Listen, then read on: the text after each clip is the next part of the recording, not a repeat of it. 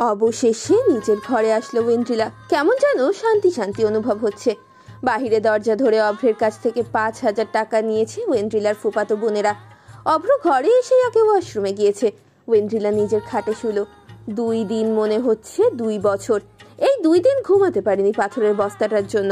চট করেই মাথায় একটা বুদ্ধি চলে এলো। পাশে পানির বোতল রাখা ছিল। খাটের বাম পাশটায় পুরো বোতল পানি ঢেলে দিল সে। মনে মনে পৈশাচিক হাসি হাসল সে। এর মাঝেই বেরিয়ে এলো অভ্র ভেজা মুখ মুছতে মুছতে। ওয়েন্ড্রিলা ঢং করে বলল, আহারে অভ্র, তোর জায়গাটা তো ভিজে গেছে। ভেজা জায়গায় কি করে ঘুমাবি? তোর আবার বাম পাশ ছাড়া ঘুম হয় না। আর আমি মোটেই শ্রেষ্ঠ স্ত্রীর ট্যাগ নেবার জন্য আমার অংশটা তোকে ছেড়ে দিব না। এখন কি হবে অভ্র? তুই কি ভেজা অংশে ঘুমাবি, নাকি আমি তোকে নিচে বিছানা করে দিব? ওয়েন্ড্রিলার ঠোঁটের কোণে দুষ্টু হাসি।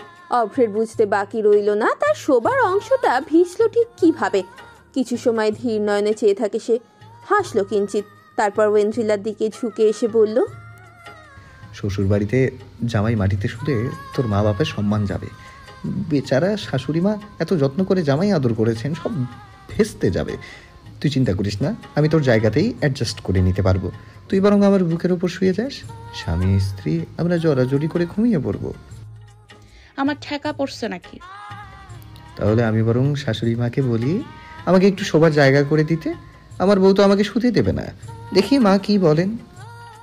বলেই সে বাহিরের দিকে পা বাড়াতেই ওয়েন্ড্রিলা তার হাত টেনে ধরে তাকে খাটে বসালো। তার মুখখানা হাত দিয়ে চেপে ধরে বলল, চুপ করে বসে থাক, তোর খুব ঘুমানোর শখ না? তুই এই খাটে থাক। অভ্র ওয়েন্ড্রিলার হাতখানা নামিয়ে তাকে টেনে নিজের কোলে বসালো। তারপর শক্ত করে জড়িয়ে ধরে বলল, তা বললে হয় বাবু, আমার তো তোকে বুকে নিয়ে ঘুমানোর শখ। ওয়েন্ড্রিলা অতি কষ্টে তার বাঁধন থেকে নিজেকে ছাড়িয়ে উঠে দাঁড়ালো। রাগী স্বরে বলল, মরে যা। বলেই আলমারি থেকে একটা কাঁথা আর বালিশ বের করলো। নিচে বিছালো তা, তারপর শুয়ে পড়লো। অভ্র হাসছে পিশাচের মতো। ওয়েন্ড্রিলার ইচ্ছে করছে এই ছেলেটার গায়ে আবারও গোবর পানি ঢেলে দিতে, তারপর আবারও গোসল করাতে। কিন্তু এখন কিছুই করা যাবে না। তবে সত্য সে তুলবেই। অভদ্র ছেলেটা এসির টেম্পারেচার কমিয়ে দিল। ওয়েন্ড্রিলা ঠান্ডা লাগছে এবারে। সে কড়া নজরে তাকাতেই অভ্র নির্বিকার চিত্তে বলল, আমার গরম লাগছে বাবু, তুই চাইলে আমার বুকে এসে শুতে পারিস। বেয়াদব। বলেই চোখ বুজে নিল ওয়েন্ড্রিলা। সে কথা বাড়াবে না। মনে মনে বলল, সকাল হতে দাও বাছা। অন্যদিনের মতো বেশ আয়োজন করে সকাল হলো। পাখির কিচিরমিচির অব্দি শোনা গেল। জানালার শিক গলে প্রবেশ করলো কাঁচা রোদ। ওয়েন্ড্রিলার ঘুম ভাঙলো ধীরে ধীরে। চোখ মেলতেই বেশ অবাক হলো। সে খাটে শুয়ে আছে, তার গায়ে মোটা কম্বল। খুব অবাক হলো সে। অভ্রকে নজরে পড়লো না তার। সে উপরে কি করে এলো বুঝতে পারছে না। অভ্র তাকে উপরে শোয়ালো কি? ওই বেয়াদব এমন কিছু করবে নাকি? খাবার রুমে যেতেই দেখলো হুল্লোড় পড়েছে। বাদশা ছুটছে একটা বাদামি রঙের কুকুরের পেছনে। রান্না শুরু হয়ে গেছে, গন্ধ পাওয়া যাচ্ছে। নীলাদ্রি পাহাড়ে যায়নি। সে আয়েশ করে বসে খিচুড়ি খাচ্ছে। খাওয়া শেষে হাড্ডি চিবোচ্ছে। ওয়েন্ড্রিলা বসতেই সে গম্ভীর স্বরে বলল, সাবধান হও, বিপদ সামনে। আমার মনে হচ্ছে যেভাবে আমাকে আমার ঘর থেকে বিতাড়িত করা হয়েছে তোকেও করা হচ্ছে। তোর জায়গা নেবে অভ্র। বেশি দিন বাকি নেই, অভ্রকে মজুমদার বংশের দত্তক নেওয়া হবে। কেন? বাবাকে নিয়ে সকালে বাজারে গিয়েছে। বাবা মুগ্ধ তার বাজার করায়। সে অভ্রের মাঝে নিজেকে দেখিতে পাচ্ছে। ওয়েন্ড্রিলা চোখ ছোট ছোট করে দেখলো অভ্রকে। ফুপুদের সাথে কি খাতির তার! ফুপুরা পারলে মুখে তুলে খাইয়ে দেয়। হ্যাপি তো বলেই বসলো, ওয়েন্ড্রিলা রাজকপাল, তোমার মতো জামাই পেয়েছে। নয়তো ওর যে স্বভাব, আমি তো ভেবেই রাখছিলাম ওর বিয়ে হবে না। বুঝলে ওয়েন্ড্রিলা, শুভ্রকে মাথায় করে রাখবি। ও সব জেনেও তোকে কি ভালোবাসে। হ্যাপি ফুপির কথার উত্তর কখনোই দেয় না ওয়েন্ড্রিলা। আজকেও তাকে এড়িয়ে গেল। সালাম সাহেব বোনকে চোখ রাঙালেন, কিন্তু হ্যাপি শুনল না। সে বলতেই লাগলো, তোমাকে বাবা আগে থেকেই বলে রাখি, আমার ভাতিজি মোটেও মিষ্টি স্বভাবের নয়, খুবই রাগী আর ঝগড়ুটে। পরে বলো না। আপনি না থাকলে কি হতো ফুপু, ভাগ্যিস জানালেন। অভ্র ব্যঙ্গ করে বলল কথাটা, ফলে বেশ খুশি হয়ে গেল হ্যাপি। মিষ্টির প্লেটে গিয়ে বলল, নাও বাবা মিষ্টি খাও। না ফুপু, আমি মিষ্টি খাই না। আসলে আমার মিষ্টি পছন্দই না, সেটা হোক খাবার বা মানুষ। এজন্যই বুঝি ঐন্দ্রিলা আমার বউ। ভাগ্যিস সে আমাকে বিয়ে করতে রাজি হয়েছে, নয়তো মিষ্টি মেয়েদের মাঝে আমাকে পিষতে হতো। খুব বিনয়ী স্বরে কথাটা বলল অভ্র। তার কণ্ঠে অভদ্রতা বা কটাক্ষ ছিল না, ফলে হ্যাপি তাকে বেয়াদব আখ্যা দিতে পারল না। তবে তার মুখবিবরে নেমে এলো মেঘমেদুর। অভ্রের এমন উত্তরে সালাম সাহেবের মুখে যেন 400 ভোল্টের হাসি ফুটে উঠল। তার জামাই আজ শুধু মুগ্ধ করে চমকে দিচ্ছে। একজন বাবার জন্য কি এটাই সর্বপ্রাপ্তি নয় যে তার মেয়ের জামাই মেয়ের জন্য সোচ্চার, তাকে আগলে রাখে, অপমানিত হবার সুযোগ দেয় না। সাবেরার মুখে গর্বের ছাপ। সে মানুষ চিন্তা ভুল করেনি। নীলাদ্রি উঠে দাঁড়ালো প্লেট হাতে। যাবার সময় ওয়েন্দ্রিলার কানে কানে বলল, দেখেছিস, অতি সত্বর মজুমদার বংশে নতুন এডিশন হবে। নীলাদ্রির কথাটা বিনা বাক্যে শুনল ওয়েন্দ্রিলা। কোনো প্রত্যুত্তর না করে নাস্তা শেষ করলো। উঠে যেতে নিলে সাবেরা বলল, তোমার জন্য পায়েস রেঁধেছি। তোমার তো পায়েস দিয়ে রুটি পছন্দ। আমার খাওয়া হয়ে গেছে। নির্লিপ্ত স্বর ওয়েন্দ্রিলা। তার কণ্ঠের ধার টের পেল সাবেরা। মেয়েটা কেমন যেন কঠিন হয়ে গেছে। নিজের চারপাশে তুলেছে শক্ত দেওয়াল। সেই দেওয়াল কি একদিনে ভাঙা সম্ভব? ওয়েন্দ্রিলা চলে গেল নিজ ঘরে। সাবেরা দীর্ঘশ্বাস ফেলল। অভ্র ব্যাপারটা খেয়াল করলো খুব নিপুণ চোখে। শাশুড়ির হাত ধরে বলল, একটু সময় দিন মা, অভিমান যত বেশি হয় তা ভাঙতে বেশি সময় লাগে। ভয় হয় যদি অভিমান ঘৃণায় পরিণত হয়। ম্লান হেসে কথাটা বলল সাবেরা। সাবেরার কথার উত্তরে অভ্র বলল, ও বোকা মেয়ে শাশুড়ি মা, এত সহজে ও ঘৃণা করে না। আমাকে ঘৃণা করতে ওর 18 বছর লেগেছে, সেখানে আপনি তো তার মা, চিন্তা করবেন না। সাবেরা হাসলো। অভ্র তাকালো একবার ওয়েন্দ্রিলার ঘরের দিকে। জেদি মেয়েটা এখনো জেদ ছাড়েনি। তারই জেদে প্রাচীর কবে যে ভাঙবে। জানালার পাশে দাঁড়িয়ে আছে ওয়েন্দ্রিলা। বাতাস থমকে আছে। আকাশের চাদরে কিছু অভিমানী মেঘ জমেছে। সেই মেঘের অভিমানে সবকিছু থমকে গেছে। সূর্যটাও ঢেকে আছে অম্বুদের অভিমানে। যেমনটা ওয়েন্দ্রিলার মনের উচ্ছ্বাসগুলো মিলিয়ে আছে মায়ের প্রতি অভিমানের জাতাকলে। সে মায়ের উপর অভিমানটা ছাড়তে পারছে না। মা তার জন্য অনেক কিছু করছে, নিজের ভালোবাসাকে জাহির করতে চাইছেন। কিন্তু এগুলো যে ওয়েন্দ্রিলা চায় না। সে তো শুধু একটা ছোট্ট সরি চায়, যেখানে থাকবে অনুতপ্ত। বুক ছিঁড়ে দীর্ঘশ্বাস বের হলো ওয়েন্দ্রিলার। এর মাঝেই ঘরে প্রবেশ করলো অভ্র, হাতে কফির মগ। কড়া কালো কফি। ওয়েন্দ্রিলাকে দাঁড়িয়ে থাকতে দেখে তার পাশে এসে দাঁড়ালো। হাতে কফির মগটা ধরিয়ে বলল, নে তোর কালা কফি। কালা কফি খেয়ে মাথা ঠান্ডা কর। ওয়েন্দ্রিলা তার দিকে তাকালো। তার এখন কফি খেতে ইচ্ছে করছে বটে, কিন্তু কাউকে তো সে বলেনি। অভ্রের এমন হুটহাট উদ্ভট কাজগুলোতে খুব বিরক্ত করছে তাকে। যেই ছেলেটা সারাটা জীবন তার অস্থিমজ্জা জ্বালিয়ে আসে, সে হুট করে এমন আচরণ কেন করবে? এতটা তো যত্নশীল অভ্র নয়। অভ্র পকেটে হাত ভরে দাঁড়িয়ে রয়েছে। ওয়েন্দ্রিলা মগটা জানালার ধারে রেখে চোখ ছোট ছোট করে শুধালো, সোজা সাপটা বলতো তোর উদ্দেশ্য কি? এই সব করে কি লাভ তোর? 2 দিন ধরে দেখে যাচ্ছি। কি ভাবিস আমি বুঝি না। তোর অভিনয় ধরতে আমার সময় লাগে না। বাবা মাকে পটাতে হলে তাদের সামনে ঢং কর, আমার সামনে ভালো সাজের ঢং কেন করিস? উদ্দেশ্য কি তোর? ওয়েন্দ্রিলার প্রশ্নে তার দিকে শান্ত চোখে তাকালো অভ্র। হাসলো কৌতুক করে, যেন পৃথিবীর সব থেকে মজার জোক শুনেছে সে। তারপর গাঢ় স্বরে বলল, আমার উদ্দেশ্য তোকে আমার প্রেমের জালে ফেলা, তারপর চুটিয়ে সংসার করা। বিয়ে তো মুখ দেখার জন্য করিনি। অভ্রের কথায় স্তব্ধ হলো ওয়েন্দ্রিলা। থমকালো সে। অভ্রের চোখের গাঢ় মায়ায় খাবি খেলো ভীষণ ভাবে, ফলে দৃষ্টি সরিয়ে নিল। থমথমে স্বরে বলল, সংসার করতে প্রেম লাগে না। যদি সংসার করতে চাস আমার আপত্তি নেই, তবে প্রেম আমার কাছে অভিশাপ। আমি নিজেও জানি না বিয়েটা কেন করেছি।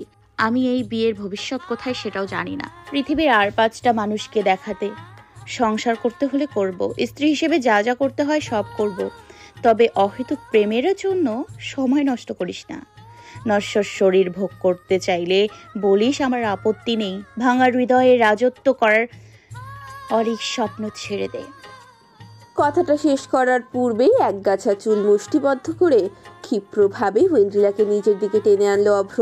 তাদের মাঝে দূরত্বখানা মাত্র কয়েক ইঞ্চি। অভ্রের ক্ষিপ্ত রক্তিম আখির দিকে চাইতেই শরীর কেঁপে উঠল ওয়েন্ড্রিলার, ভয় গ্রাস করল হৃদয়। অভ্রের শক্ত হাতের জোরে ব্যথায় কুকিয়ে উঠল সে, কাপা স্বরে বলল, ছাড়। কেন ছাড়বো কেন? দাঁতে দাঁত পিষে কথাটা বলল অভ্র। তার ক্রোধিত মুখখানা হিম ধরালো শিরধারায়। অভ্র তাকে উত্তর দেওয়ার সুযোগ দিল না, রাগে গর্জে উঠে বলল, কি ভাবিস আমাকে? আমার শরীরের লোভ শুধু? শোন, এই মাহাবুল হকের মেয়ের অভাব নেই। তোর শরীর ভোগের জন্য আমি হিন দিয়ে মরছি না। অভ্র লাগছে, ছাড়। অভ্র তার মুষ্টি আরো শক্ত করলো, ফলে অসহনীয় ব্যথায় নীল হয়ে গেল ওয়েন্ড্রিলার মুখ। কিন্তু অভ্র তার বেদনাতুর মুখখানা সম্পূর্ণ উপেক্ষা করে বলল, আমি ভালো মানুষ না ঐন্দ্রিলা, আমার ধৈর্যের পরীক্ষা নিস না। আমি খারাপ হলে সহ্য করতে পারবি না। এখনো ওই ভেড়া সৌরভের শোকে দেবদাস সেজেছিস নাকি? বড় বড় কথা হাঁকাচ্ছিস। একটা কথা মাথায় রাখ, এই সৈয়দ মাহাবুল হক তোর জীবনের ভবিতব্য। আমার সাথেই তোর সংসার করতে হবে, তাও ভালোবেসে। ভালোবাসা কি জোর করে হয়? আমি তো এখনো জোর করিনি, আমাকে বাধ্য করিস না জোর করতে। বলেই ছেড়ে দিল সে। হন হন করে হেঁটে ঘর থেকে চলে গেল। ওয়েন্ড্রিলা ঠায় দাঁড়িয়ে রইল, চুল ব্যথা করছে। ছেলেটা এমন কেন? মুহূর্তেই যত্ন করে আগলে রাখবে, আবার মুহূর্তেই ক্ষত বিক্ষত করবে। এমন মানুষকে কি আদৌ ভালোবাসা যায়? ওয়েন্ড্রিলার চোখ ঝাপসা হয়ে এলো। এটা মাথা ব্যথা নাকি অন্তরের দহন জানা নেই। বিকট শব্দ করে অভিমানী মেঘেদের কান্না ভিজিয়ে দিল ধরণী। ওয়েন্ড্রিলা গুটিসুটি হয়ে বসে আছে, অশ্রুতে ভিজে যাচ্ছে কোমল গালজোড়া। আহাস ছাতা হাতে অপেক্ষা করছে পিউয়ের বাসার সামনে। আজ তাদের ঘুরতে যাওয়ার পরিকল্পনা হয়েছে। যদিও বৃষ্টিটা পরিকল্পনায় ছিল না, তবুও বৃষ্টির জন্য পিউয়ের সাথে সময় কাটানোর সুযোগ হারাতে চায় না সে। পিউ জানালার ফাঁক দিয়ে ছেলেটাকে দেখেই অবাক হলো। এই তীব্র বর্ষণে কেউ কি করে ঘর থেকে বের হয় সেই অঙ্কই মেলাতে পারল না সে। ফলে নেমে এলো সে ছাতা হাতে। পরনে একটা পুরনো সালোয়ার কামিজ, চুলগুলো অবিন্যস্ত হয়ে জটলা পেকে আছে। আহাস তাকে মুগ্ধ নয়নে দেখল। এই নারীকে তার সব রূপে ঐশ্বরী মনে হয়। সহাস্য স্বরে বলল, তুমি তৈরি হও নাই? পাগল তুই? এই বৃষ্টিতে কই যাব? যাবে না তুমি প্রিয় আপু? করুণ স্বরে শুধালো আহাস। পিউ পড়ল মহা বিপাকে। ছোটবেলা থেকেই আহাসকে চেনে পিউ। অভ্রের থেকে একেবারেই ব্যতিক্রম। রুদ্র অভ্রের নরম ভাই সে, মনটা একেবারেই তুলতুলে। ছেলেটা সেই ছোটবেলা থেকেই বেশ লেওটা কিসমের। তাকে দেখলেই রাস্তায় বিড়াল ছাড়ার মতো লাগে, যেন তার মালিক তাকে মাছ চুরির জন্য কান ধরে বের করে দিয়েছে। এখন যদি সে তাকে বলে না যাবে না, তাহলে বেড়ালের মতো কাচুমাচু করে চেয়ে রইবে। ছেলেটার এই স্বভাব আড়াইটা বছরেও যে বদলায়নি, সেটা বেশ বুঝে ফেলেছে পিউয়ে। দীর্ঘশ্বাস ফেলে বলল, বেশি দূর যাব না, ধারের কাছেই। চা খাবে আর পেঁয়াজু? না, হালিম খাবো, দাঁড়া আসছি আমি। বলেই সালোয়ার কামিজটা বদলে 5 মিনিটের মাঝে নেমে এলো পিউ। চুলগুলো চিরুনি না করে খোপা করেছে। ছোট ভাইয়ের সাথে বের হবে, এত সাজের ঘটার কি প্রয়োজন? বের হতেই তার ফোনটা বেজে উঠল। ওয়েন্ড্রিলা নামটা উজ্জ্বল হলো ফোনের স্ক্রিনে। ফোনটা ধরতেই ওপাশ থেকে মানবীটা বলে উঠল, বলেই ফোনটা কেটে দিল সে। পিউ আহাসের দিকে তাকাতেই সে বলল, চলো। আজ থাক, আমি বরং কাল যাব। আহাস ঠিক বিড়াল ছানার মতো মুখটা কাচুমাচু করে ফেললো। পিউ বলল, আচ্ছা চল, আমাকে ঐন্দ্রিলাদের বাড়ি নিয়ে চল। এটাও এক প্রকারের ঘোরাই হবে, তাই না? 15 মিনিটের পথটুকু একত্রে কাটানোর লোভে উজ্জ্বল হয়ে উঠল আহাসের মুখখানা। ছাতাটা পিউয়ের মাথার উপর দিয়ে বলল, হেঁটে হেঁটে যাই, বৃষ্টিতে হাঁটতে খারাপ লাগে না। পিউ মেনে নিল। ছেলেটার হাসিটা অম্লান করার ইচ্ছে হলো না তার। মাথার চুলগুলো এলোমেলো করে বলল, তুই একটা পাগল। তোমার কাছে আমি পাগল, ছাগল, গরু সব হতে রাজি। ওয়েন্ড্রিলাদের বাসায় পৌঁছাতেই হতবিহব্বল হলো পিউ। নীলাদ্রি তার শকুন্তলাকে কোলে নিয়ে বৃষ্টিতে ভিজছে। বাদশা তার মাথার উপর ছাতা ধরে আছে। নীলাদ্রির মুখখানা মূর্ছিত, ভীষণ ম্লান। পিউ তাকে শুধানোর সাথে সাথে সে কোলের শকুন্তলাকে ছেড়ে দিয়ে সকলকে উপেক্ষা করে পিউকে জড়িয়ে ধরল। নীলাদ্রির এমন কার্যে হতভম্ব হলো পিউ। বাদশা তার নয়ন অন্যদিকে সরিয়ে নিল। আহাস স্তব্ধ হয়ে গেল, ভাষা হারিয়ে ফেলল সে। পিউ কাঁপা কাঁপা স্বরে শুধালো, আপনার কিছু হয়নি তো নীলাদ্রি ভাই? নীলাদ্রি উত্তর দিল না। তবে পিউয়ের কাঁধে উষ্ণ তরলের অনুভূতি হলো। বাদশাহকে জিজ্ঞেস করতেই সে বলল, নীলাদ্রি স্যারের বিক্ষম হল বাস পড়ার কারণে পুড়ে গেছে। তার সব জামা কাপড়, বই খাতা সব পুড়ে গেছে। এখন এক কথায় সে দেউলিয়া, পথের ফকির। নীলাদ্রি এখনো জড়িয়ে ধরে আছে পিউকে। পিউ শান্ত স্বরে শুধালো, আপনার কিছু হয়নি তো নীলাদ্রি ভাই? না, তবে ওই জল্লাদ হাসছে পিউ। আমার ঘর দখল করে নিয়েছে, এখন আমার থাকার জায়গা নেই। আপনার কিছু হয়নি তো, এটাই শ্রেয়। বাকি কোথায় কি হয়েছে আপাতত ভুলে যান। নীলাদ্রির শখের বৃক্ষমহল পুড়ে গেছে। খুব সাবধানতার সাথে ভেতরের কিছু অক্ষত জিনিসকে বাঁচানো গেছে। সেটা দেখে সালাম সাহেব খুশিতে কিছু সময় কোদাকুদি করেছেন, ভেঙিয়েছেন ছেলেকে। পৈশাচিক হেসে বলেছেন, হ্যাঁ হ্যাঁ, ডাবল মাস্টার্স তোর বাড়ি উড়ে গেছে। এত শিক্ষিত হয়ে এতটুকু জানিস না যে বাস পড়ে ঘরের তারে আগুন ধরতে সময় নেয় না? আহা কি আনন্দ আমাকে টেক্কা দেওয়া। তুই আসলে একটা ছাগল, আহাম্মক, সার্টিফাইড গাধা। নীলাদ্রি বৃষ্টির মধ্যেই দাঁড়িয়ে রইল। বাবার সামনে সে ঝুঁকবে না কোনোভাবেই। কিন্তু 1 ঘন্টা বাদে তার ঘরের চাবি নিয়ে পিউ তার হাতে ধরিয়ে দিয়ে বলল, নিন আপনার সম্পত্তি, আমি পুনর্দখল করে নিলাম। কিভাবে করলে? সেটা সিক্রেট, বলা বারণ। আচ্ছা নীলাদ্রি ভাই, আপনি কি আপনার বইয়েরগুলোর জন্য কাঁদছিলেন?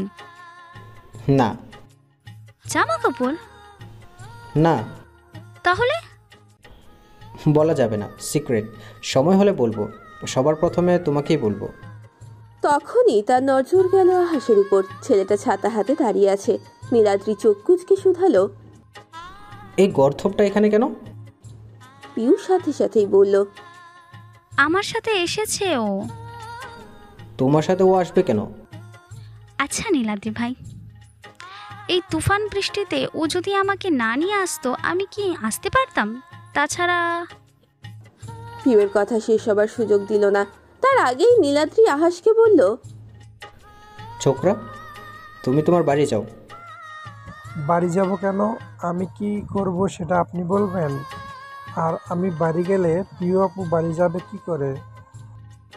আহাস বিরক্তি নিয়ে উত্তর দিল। তার কথায় নীলাদ্রির মুখখানা কঠিন হলো কিঞ্চিত, দৃষ্টি শানিত হলো। পর মুহূর্তেই কঠিন স্বরে বলল, সেটা নিয়ে তোমাকে ভাবতে হবে না। দরকার হলে আমি নিজেই তাকে পৌঁছে দিব। নীলাদ্রির কঠিন বাক্য তীব্রভাবে আঘাত করলো আহাসের অন্তঃসত্ত্বাকে। সেও কঠিন কণ্ঠে বলল, আপনার সাথে প্রিয় আপু যাবে কেন? সে আমার সাথে বেরিয়েছে আজকে সে আমার সাথেই থাকবে। হাঁটুর বয়সী ছোকরার এমন তর্কযুদ্ধের আহ্বান সহ্য হলো না নীলাদ্রির। সেও ছেড়ে দেবার পাত্র নয়। তার স্বর ধারালো হলো, কেন? বডিগার্ড তুমি পিউয়ের? কেন বডিগার্ড তুমি পিউয়ের? অট্রিন্না চোকরা, মুখে যেন ফুল ছুরি। এই, আমি দিয়ে আসবো পিউকে। তোমার ডিউটি শেষ, বাড়ি যাও। নীলাদ্রির পাল্টা উত্তরে এক প্রকার শীতল যুদ্ধে শুরু হয়ে গেল আহাস আর নীলাদ্রির মাঝে। যাতে জাতাকলের বাদামটি হলো পিউ। এর মাঝে সে ভুলেই গেল তাকে যে ওয়েন্দ্রিলা ডেকেছে। একটা সময় সে দুজনকে শান্ত করতে চেঁচিয়ে উঠল, আমাকে কারোর দিয়ে আসতে হবে না, আমি একাই যেতে পারবো। না, আমি তোমাকে দিয়ে আসবো। একসাথে চেঁচিয়ে উঠল তারা। এর মাঝেই পিউয়ের ফোন বাজলো। ওয়েন্দ্রিলা ফোন করেছে। হন্তদন্ত হয়ে ফোন ধরতেই ওপাশে রুদ্রস্বর শোনা গেল, বার্গারের পেটি হওয়া গেলে কি মহারানী উপরে আসবেন? ওয়েন্দ্রিলার ঘরে পিউ বসে আছে। আহাস আর নীলাদ্রিকে এক প্রকার যুদ্ধের মাঝেই ফেলে এসেছে সে। ওয়েন্দ্রিলা কঠিন নয়নে তাকিয়ে আছে পিউয়ের দিকে। পিউ কাচুমাচু করে বলল, কি হয়েছে, এভাবে তাকিয়ে আছিস কেন? আমি তোকে কখন আসতে বলেছি? এটা তোর সময় হলো। ভাইয়াকে দেখলে কি তুই জগৎ ভুলে যাস নাকি? পিউয়ের স্বর আরো নরম হলো।